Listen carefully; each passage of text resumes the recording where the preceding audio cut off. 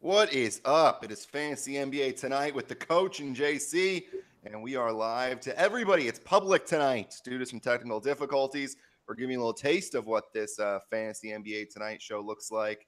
This is a Wednesday night, the final show before the trade deadline. We'll have our big show from 9 to 1 tomorrow, so make sure you tune in throughout the day.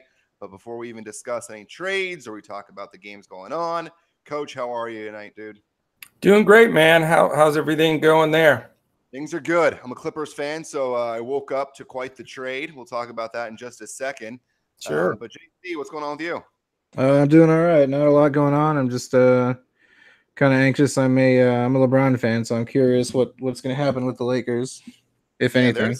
there's a lot going on, man, and obviously, Coach with the Dallas, what's going on there over with your Mavericks. But first, guys, let's go in order here. They did talk about it a little bit in the morning show on the podcast, but let's quickly go into this Clippers deal with the 76ers. I saw Tobias Harris go over to Philly. The Clippers end up getting Wilson Chandler, Mike Muscala, Landry Shamet, I think is how you pronounce his last name. Coach, if you know better, JC, if you know better, let me know. And also, of course, draft picks are huge on the Clippers side. Let's really go at it from the 76ers side for a second, because the Clippers, I don't think we really know who's going to be fantasy relevant, just because I feel like there's going to be other trades down the line for the Clippers. But Coach, from the Philly side, I'm a Tobias Harris owner. How worried should I be about his production? Well, I'm a Tobias Harris owner as well. I really like him. I think he's a heck of a ball player, and I think we should be worried. There's no question his usage is going to go down. He now becomes sometimes the fourth option or fifth option, with Redick out there. So, from a basketball side, I think it makes Philadelphia instantly, right there with Milwaukee for favorites in the East, because they could, that's a great starting five. But from a fantasy side, if you own any of that starting five for Philly, I think you got to swallow a little hard here and think, you're going to lose some usage. But, we'll have to see how it shakes out. Embiid's still going to get his, but keep an eye on it, because there's definitely going to be some usage to be moved around to that squad. JC, I think the one benefit is that we're going to end up seeing these guys split up more likely than not in the second and third quarters. And some of these guys coming out earlier in the first quarter to get some rest. And maybe that means the bench is not much of a factor. So maybe everyone will end up getting somewhat of what they want. But in the end, I think production will go down. When you look at the starting four guys, I mean, who do you think ends up getting hit the most? I mean, do you think if you're a Jimmy Butler owner, you should be worried? Are you with Coach? Do you think Tobias is going to get a big hit as well? I do feel like Jimmy Butler might take the biggest hit, and only you've got Ben Simmons there, and he's basically going to be the floor general and kind of getting the ball going. I think how this team is going to be successful is going to be with quick ball movement, because there's so many different options. Jimmy Butler is very much a create his own shot guy. Yeah, I own Butler and Tobias in the same league, and I absolutely hate how this has gone down because Yeah, and I I also mean, people were wondering if it might mean that Jimmy Butler might be moved now, and I right. mean, I guess it's possible. Anything's possible, but This is a weird NBA that we currently live in. I don't think that's going to happen. I would assume that they'll see how the four of those guys go together. I mean, like Coach was saying, that starting five is really good, but the question is, will they coexist? And when you have the word coexist, Jimmy Butler obviously has to be discussed, and it's a little worrisome as a Butler owner and as a Harris owner. yeah, It's of course the same damn league that I own Anthony Davis. You I feel just like got it to puts a hope. lot more pressure on Ben Simmons to be a leader and to be that distributor, and him to be the one that's going to kind of feed everybody. If anything, I see his assist numbers go up and his usage go down too, but he probably doesn't mind that his usage is going to go down. That's what I'm thinking too. I think his assists will go up. I think his points will go down. They won't really need his scoring. I think the bench won't be as productive. I think Tobias Harris will end up getting some of the points that were going from the bench. The one benefit, Coach, is I do think that Tobias Harris, since he's such a good three-point shooter, will be able to spread the floor with JJ Redick. So maybe a little bit of Redick's points go down. And I know they don't get the same ball action. They don't get the ball in the same exact spot because JJ does his thing to get open. But I don't know.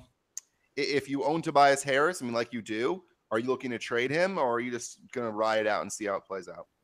Well, I know this is probably an overreaction, but I looked at some usage numbers, and obviously you can't compare usage numbers right now because they haven't played together yet.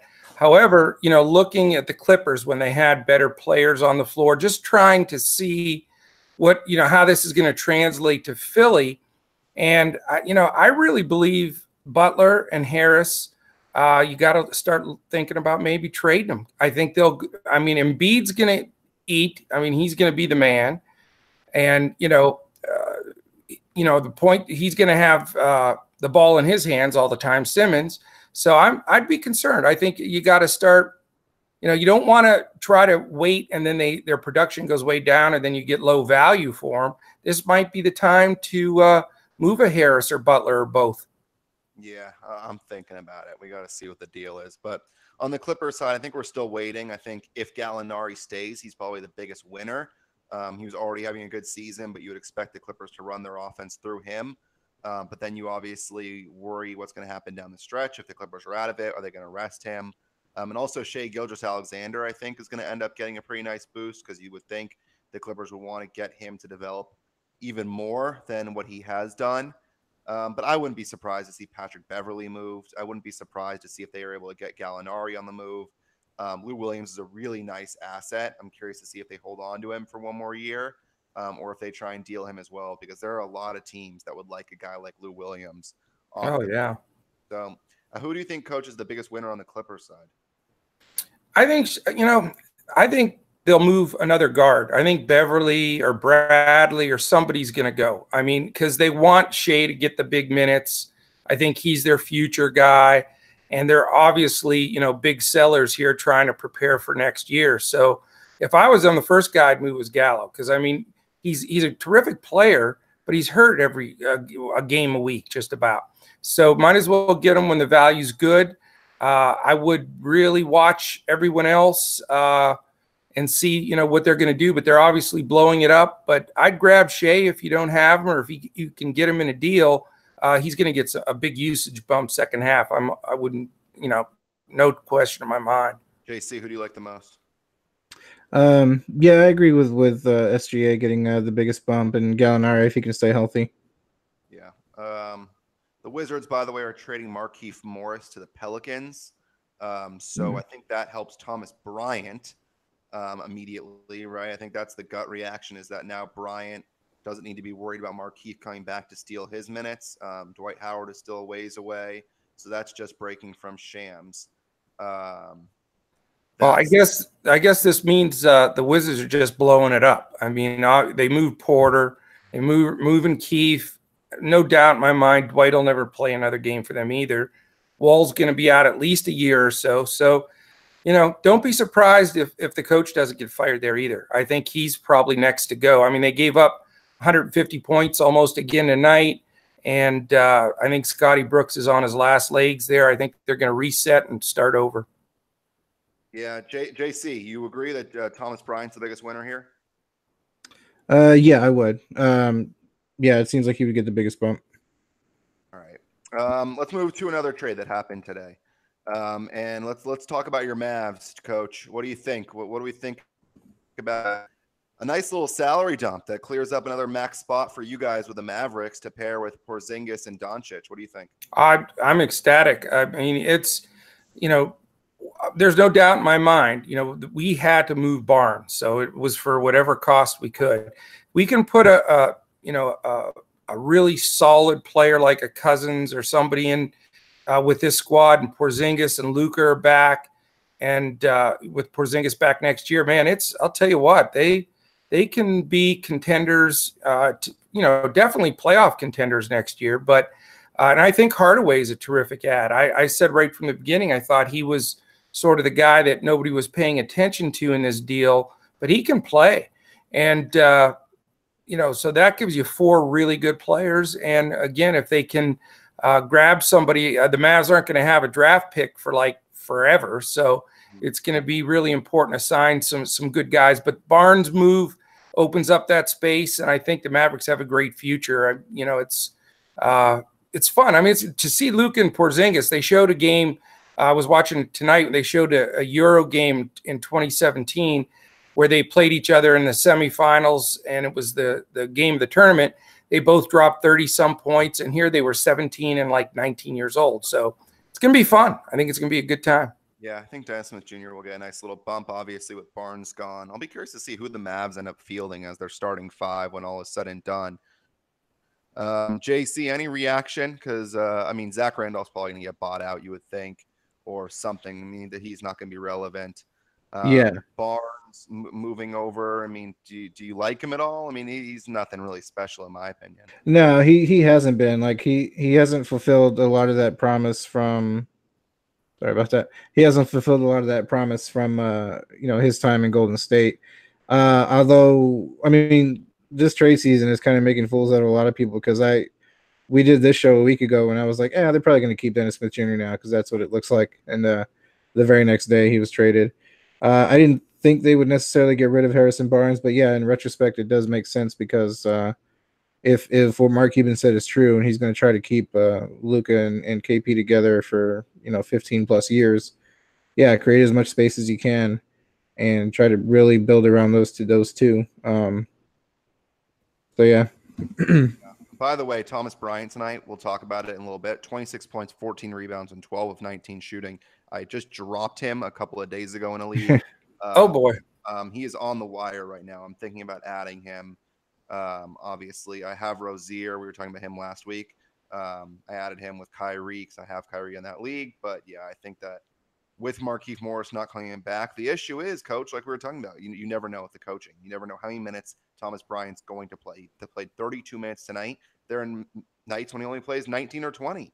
So yeah. It's really tough to try. That's why I'm not rushing right now to go to add him because I just don't trust Scotty Brooks. I think that they'll probably move him. Bryant's still a young guy, and now that Keefe and Porter are out of there, I would assume that I'd go after some of those guys, even some of the fringe guys like their point guard and Satoransky and a few of those guys. I mean, they're good ads. I think Bryant would be smart to definitely stash him at least and see what happens, but you never know. Yeah. All right.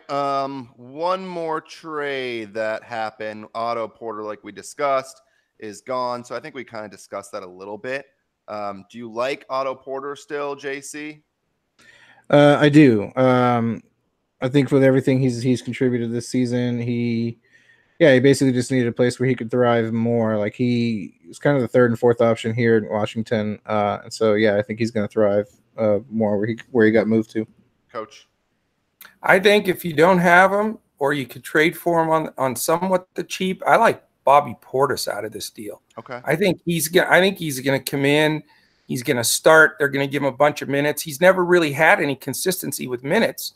And then, with the fight he got when he almost killed Mirotic, and then he had injuries. So he's had everything going on. But, keep an eye out for Portis. That's a good sneaker guy that can easily go 20 and 10 second half. By the way, that's part of the sure about adding Thomas Bryant. I mean, you have Portis that comes in. You don't know how many minutes he's going to play. And the Bulls, I mean, they've got Levine, they've got Markkanen, they've got Dunn. I really think, I have 4 ads in my league, and I really want to see how this plays out over the next 24 hours. And the early bird does get the worm in some of these, but I just feel like there's so many things that could possibly happen in the next, 16 hours that it's worth waiting to see.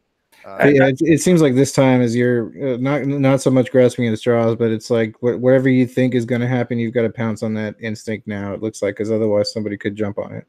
Yeah. The thing is, and JC, I agree with you, but it's like I've been answering some of the questions in the forum, like it's more so not who to pick up, but who to drop. But there's so many dominoes that fall as soon as a few trades are made. All of a sudden, you get a guy that has hardly any usage, and now he's a starter, and vice versa. So, it is tough. What I've been saying in the forums is just stay plugged into everything. Keep all the alerts on your phone, and then as soon as you see that move where somebody is going to be in a situation when they're going to get a big increase in it, because right now it's just the guys are flying around like crazy. So it's going to be the next 24 hours should be fun. Yeah, I think of all these deals that we saw, the Clippers side, I don't think there's really any must add. I think Shea Gilgeous-Alexander is probably the biggest add of them all. I would put Thomas Bryant above Shea Gilgeous-Alexander. Otto Porter's already owned, most likely, if you're in a competitive league. If you're someone.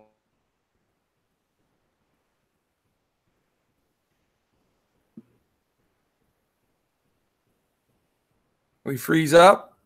Yeah, I think Brandon froze. His connection froze. No worries. I think he was talking about the ads right now, you know, with Bryant and some of these guys that have moved. And then, you know, like I say, it's not a bad idea to jump on some of these trades of guys. I think I'm going to move Harris. I was emailing with a guy earlier. I just don't feel comfortable with a guy that was the main scorer going to a team where he's a fourth or fifth option. I mean, as good as he is and as much as I like him, you know, that's tough going, don't you think, JC? Yeah. I think a lot of Philadelphia is now going to be kind of divide and conquer. I think the two most interesting personalities to watch out of this are Jimmy Butler and Joel Embiid. Joel Embiid complained about his usage when Jimmy Butler got there, and now you've got Tobias Harris there. Yeah, you know, Butler's record obviously with getting along with teammates isn't very good as it is. So who knows? Who knows? Yeah. Let's see, we're going to move on to one of the other games. Sure. Are there any other trades we want to talk about? I mean, there's a ton of trades. I was just looking at the number of trades last season from the beginning of the season to the deadline was 19, and there's been 19 so far this season already. Oh, wow. And so there's going to be much more to come. I mean, there's some small confusing trades. Like if we want to go game by game, like I was just looking at the Suns and the Jazz. Yeah. I mean, Phoenix made a really odd trade in taking that horrible Tyler Johnson contract from Miami to send them Ryan Anderson, which, I mean, I didn't think Miami was going to be able to ever get rid of that Tyler Johnson contract. And well, Anderson is just as bad, though, really. Yeah. They're contracts. Yeah. And it's funny because I remember the other day I was listening to a local sports talk radio show in Miami. Even though I live in Texas, I like that show. And and they were like, we should just trade bad players for bad players just for the sake of it, because we're not going to get good ones. And sure enough, that's what they did. Exactly. You're exactly right. But who knows? You know, I mean, Tyler Johnson might do all right in Phoenix. I mean, running alongside Booker, you know, he may be decent. He's got some skill. Yeah, he might. I think Anderson washed, though. I can't see Anderson going anymore. Yeah, it's hard to say what's really what Miami's gonna do with him. I don't really think there's a lot of hope for Miami this season. No.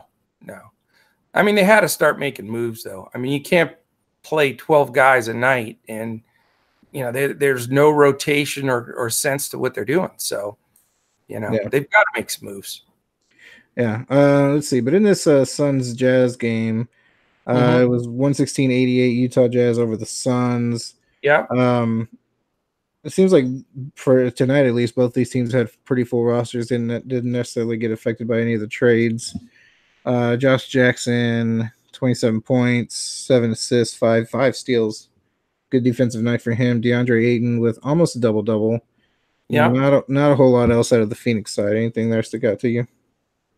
No, you know, I think, you know, the bottom line is, you know, they're so banged up. I mean, not only are they a lousy team, but now with Booker scratching to be competitive. I guess the one thing that does stand out is Josh Jackson. That's a heck of a game, 27, 7 and 4. Like you said, with the 5 steals, man, Josh Jackson, I mean, he was supposed to be a stud coming out and is disappointed, but now maybe this is going to be something that's going to push the needle there. And Ayton, that'd be a guy. I wish I had Ayton on my squad because he's another one that's really going to blow up, I think, in the second half here.